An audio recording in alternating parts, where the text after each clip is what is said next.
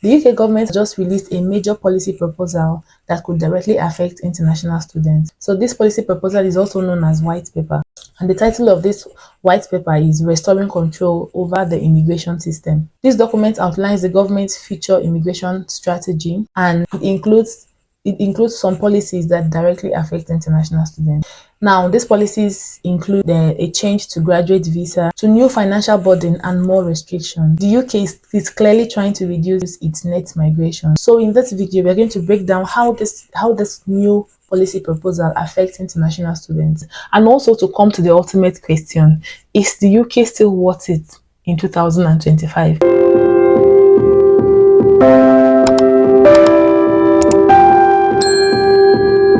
Now, the first policy that affects international students here is a cut to graduate visa duration. Okay, so the graduate visa is the same as the post-study visa.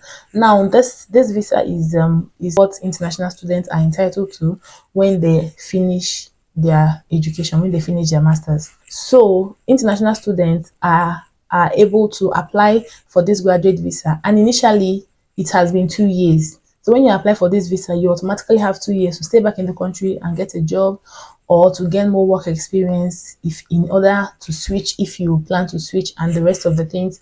It was initially 2 years. But this policy proposal, this white paper, is proposing that this duration be cut down to just 18 months. Now, if this is cut down to just 18 months, you know that this is going to greatly limit the chances of international students to gain work experience, and it also limits the chances for them to even switch to other visas. The second policy in this white paper that directly affects international students as well is that they are proposing for stricter rules for UK universities. Now, what this means is that for a university, or for a university in the UK to retain its license to keep sponsoring international students, the university must show a high visa compliance rate. It must also ensure course completion and also increase student retention. So this means that if a school has a very high number of dropouts of international students that do not complete their courses or that drop out, the school stands a chance to lose its license to sponsor. Yes, so that is another one that affects international students. This might make universities more selective in giving admission to international students, because they are not just going to admit anybody applying for a course. They're going to make sure that that person has outstanding results, and then they're going to be more selective. So the selection process for you to gain admission into UK universities is going to be stricter, because the government is breathing down their necks as well. Yes, so that is how it affects. That is how this second policy directly affects international students, because the rates of international students that will be gaining admission from now henceforth, or when this policy eventually comes into play, is going to be so limited, because the universities are going to be more stricter with the application rules, and thereby limiting chances for other international students that would have been able to get admission. They are going to now limit those chances. Those people are not going to be able to get admission. So the admission rate is going to really drop drastically. It's going to drop a whole lot. So that's what that means as well. Now, the third policy that also affects international students is tuition levy for international students. Now, when I saw this one, I was like, what the hell? Now, this means that there is a proposal in this white paper to introduce a 6% tuition levy for international students. Crazy, right? This means that for every £15,000 you pay in tuition, there is an extra £900 that goes to the government. This, by extension, means that there's the possibility for tuition fees to go up. Yes, this could increase your already high cost of studying in the UK. You understand? Now imagine if your tuition fee is not even £15,000. If it is more than that, yes, you understand that you're paying extra. And imagine the exchange rate right now. So you should sit back and think again. If it's crazy, it is really shocking, because if this particular policy comes into play or is approved, it means international students are going to be paying even much more than what we are currently paying, which is currently very expensive. You're going to be paying even more than what you're currently paying now. Yes, that is what this third policy means. There's a 6% levy on international students. So for every tuition fee you pay, there is a levy attached that goes to the government. Yes. So, and you know that the school is not going to pay that levy for you. You are the one that's going to bear the cost for that levy. That is if you still want to apply to UK universities. That's what that means. Now, another rule in this white paper that directly affects international students is the dependent rule. The dependent rule has really been tightened. Now, initially, you know that if you were coming or if you were planning to come with your dependent, let's say your spouse, the only person that is required to write an IELTS, that is if it is required, is only the main applicant, which is the student that's going to study. Okay, the dependents didn't need to do anything about English proficiency and whatever thing that pertains to English language. You understand? But right now, this white paper is proposing a policy that says that every dependent, I think it's going to be every adult dependent that is coming in through the study route is required to write IELTS. Yes. So it's not just the main applicant writing the IELTS. The dependent is also required to write IELTS.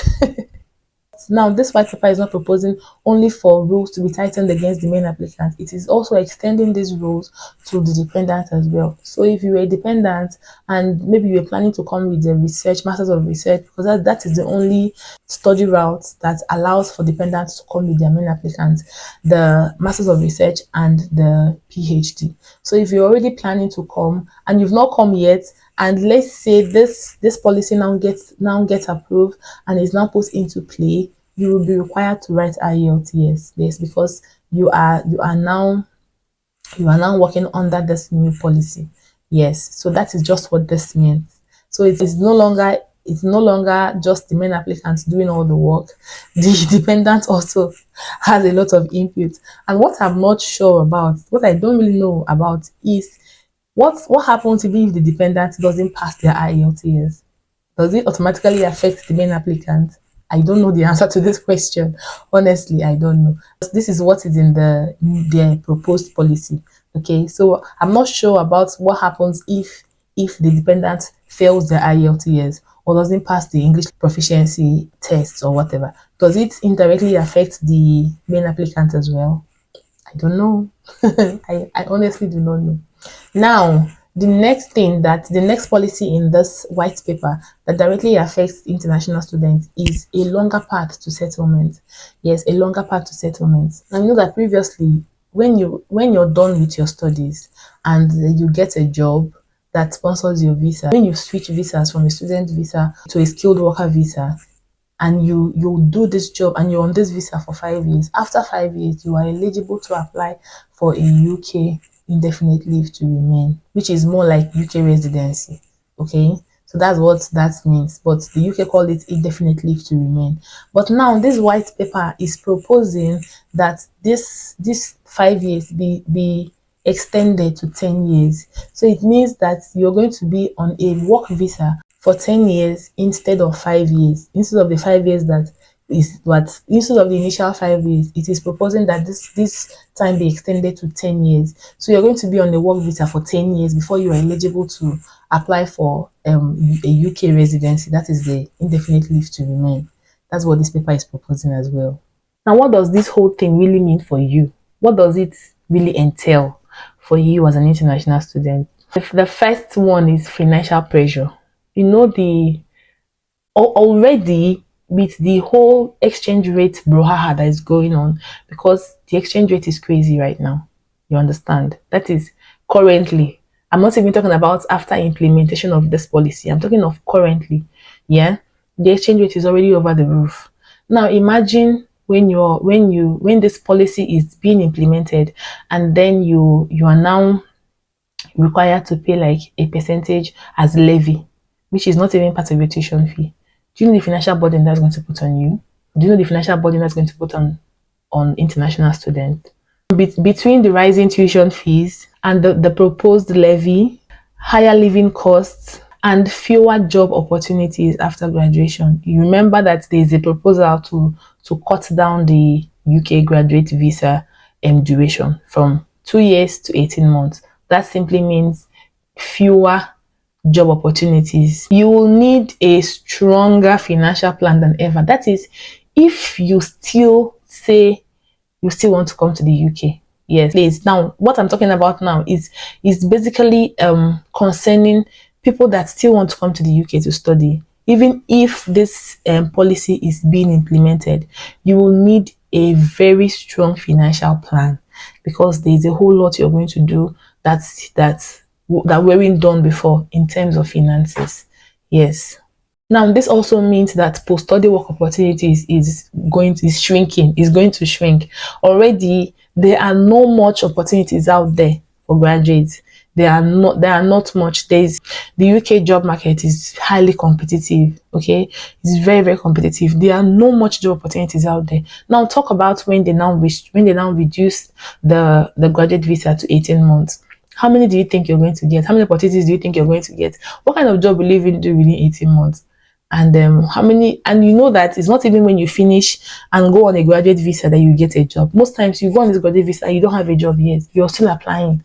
Sometimes it takes a month, 2 months, 3 months before you even get a job. Now imagine you getting a job after when you're already on your 5th month into your graduate visa. It is, the opportunities are really, really shrinking, and they're going to even shrink more. So this is all the things you need to put in the back of your mind. That is, if you still think that you still want to come to the UK, even if this policy is being implemented. Now, family planning may really, really be affected. Now, think about someone that has already gotten admission or is planning to get admission as a Masters of Research or PhD and is planning to come with the family. You know that there is a lot of financial burden that is going to be included. Okay. Now, even if we already know that coming with family is expensive, but now when this policy is implemented, it is going to get more expensive, and that is the financial aspect. We've not assessed the dependents that will need to even take an English proficiency test. Okay, so all these things is going to put more burden on the family. Some people might just end up leaving their families behind because they really can't cope with bringing everybody over. Okay, that is another way that this policy is going to affect families. It's going to seriously affect families. That is, if you're planning to come with your family and you're saying that the policy is proposing things that is not going to make this your plan come to pass. Some people who might end up not bringing their family, or some people might end up not even pursuing the admission again. Yes, because it's not even visible again. Now there are going to be more competition for fewer offers, because UK universities are the government is already breathing down on UK universities. Yes, so the UK universities are going to be under pressure. Yes, some schools are going to be under pressure. They may start picking students with stronger profiles, higher grades, and better English scores. Okay, that is just it. They may start picking students that have higher qualities, higher academic qualities, and higher English scores, higher grades, higher profiles, and then they leave the rest. So everybody is competing. There's a huge amount of students applying for just few spaces in the universities in the UK. So that's another thing that's going to happen. Okay, higher competition for very few offers. That is it. I also came across a video where somebody said that another thing that is going to affect how this policy is going to affect the international student is that because initially, if an international student fails a course, you could rewrite that course even if it's after a month. Okay, you could still rewrite that course. But now I am hearing, I'm not sure, but I'm hearing that if you fail a course and you don't write it within a month, you will be asked to leave the country, go back to your home country, then request for the school to give you another course, then you apply for a visa again for you to come back and write that course. I don't know how true that is, but if that is true, it is crazy. Now, if this policy is implemented, what are the pros and the cons? What are the disadvantages? How does it directly affect international students? How are international students disadvantaged in this policy, and how are they advantaged? How do they gain? Do they even stand to gain at all? Do international students stand to gain anything at all from this policy? That is, if it is eventually implemented. One advantage is of coming to the UK to study is there is world-class education, strong alumni networks is there, maybe global recognition of your results. Global recognition of degrees, fine, yes, they do. but do the disadvantages outweigh the advantages? Now let's look at the disadvantages. We've already talked about it, but let's just go over it in conclusion, because I'm concluding the video. There's going to be tightening of immigration rules. Immigration rules is going to be so strict and so tightened. Higher cost of living and higher tuition fees, less time to stay and work. Now less time to gain UK experience, less time on your graduate visa. And what I'm not also sure about is, if they are reducing the duration of the visa, are they reducing the fee as well? I don't know. I've not really thought about that, but it just came into my head now. Because if they are reducing the duration, are they also reducing the fee? Are they reducing the price? If I ask you this question, is the UK still worth it in 2025? It may not really be a simple yes or no answer. So some people might say, don't come, forget about the UK, go to other countries, go to the other countries that you can go to. Yes, they are, of course they are. It's not only the UK that accepts international students, but some other people, they might say, I still want to come, I don't have a family, so it's just me as a single student. Some might say, I have a family, but I'm willing to take the risk, I'm willing to come. You understand? So it's not a simple yes or no answer. And whatever decision you take is valid for you, because you understand your situation, you understand how this policy is going to affect you as a person and also as a family. That's if you're coming with your family as well. Okay, so it also depends on your goals, depends on your personal goals as well. Do you want to gain UK? Do you want to get a UK degree and return back home immediately, or are you hoping to come to the UK, finish your education, and then stay back in the UK, maybe build a life for yourself, build a career for yourself? So the answers you give to these two questions is what is going to influence your decision to either come to the UK or to stay back and maybe go to other countries, or try your luck with other countries, or put an application to other countries. Yeah, so this is where I'm going to draw the curtain on this video. If you've watched to this point, please give this video a thumbs up. Drop a comment for me in the comment section. What do you think about this policy? What do you think? Even if you're not an international student, even if you're just living in the UK, or you're not even studying in the UK, you're not even living in the UK at all, what do you think? What are your thoughts about this new proposed policy that they are planning to bring into the UK? Give me your thoughts, and I'll see you all in my next video. Bye.